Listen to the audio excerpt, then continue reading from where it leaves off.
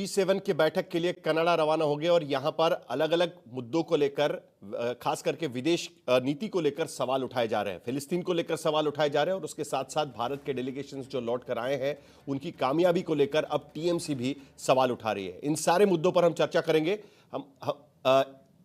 PM Modi की ये सीधी तस्वीरें रवाना हो चुके हैं, साइप्रस से कनाडा के लिए रवाना हो चुके हैं।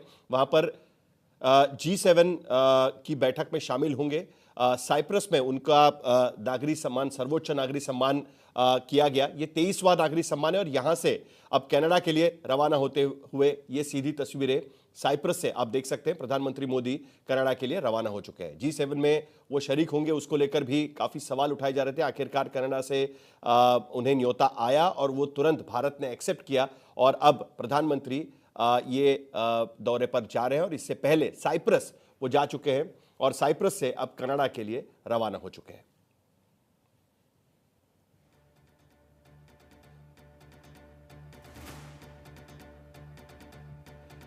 तो प्रधानमंत्री मोदी साइप्रस में गए थे। वहां पर आपने सुना कि इससे पहले जो रिपोर्ट हमने दिखाई थी उसमें कनाडा में जो भारतीय नागरिक है, भारतीय डायस्पोरा के,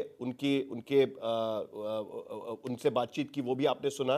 काफी उत्सुक है प्रधानमंत्री के इस दौरे को लेकर। इस बीच कनाडा और भारत के बीच में जो संबंध बिगड़ गए थे, उसके बाद G7 में क्या भारत को न्योता दिया जाएगा, उसको लेकर काफी सवाल उठ रहे थे। लेकिन आखिरकार कनाडा के नए प्रधानमंत्री उन्होंने भारत को यह न्योता दिया, प्रधानमंत्री मोदी को न्योता दिया और उसके बाद वो स्वीकार कर लिया गया।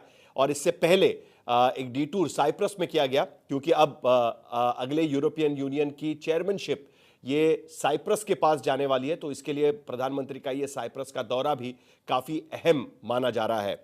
साइप्रस में भी भारत और साइप्रस के बीच में टेररिज्म को लेकर चर्चा हुई और टेररिज्म के खिलाफ साइप्रस भारत के साथ खड़ा है, ये भी बात प्रधानमंत्री को बताई गई, जिसको लेकर ये दौरा काफी सक्सेसफुल एक तरीके से माना जा रहा है। और इसके बाद जब यूरोपियन यूनियन में साइप्रस के पास चेयरमैनशिप होगी, क्योंकि एक तरफ यूरोपियन देशों का सहयोग भारत एक्सपेक्ट कर रहा है, ट्रेड डील्स को लेकर हो या आतंकवाद के खिलाफ भारत की लड़ाई को लेकर हो, कई मुद्दों पर इसकी अहमियत भारत के लिए है और जिसके वजह से यह दौरा भी काफी इंपॉर्टेंट माना जा रहा है।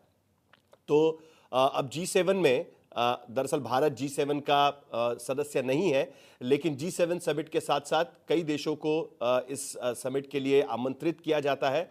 और यहां पर पहली बार जो भारत और पाकिस्तान के बीच जो विवाद हुआ है, भारत और पाकिस्तान के बीच जो चीजें हुई, उसके बाद पहली बार प्रधानमंत्री मोदी दुनिया के अहम देशों के प्रमुखों से मुलाकात करेंगे और उस पर बात करेंगे।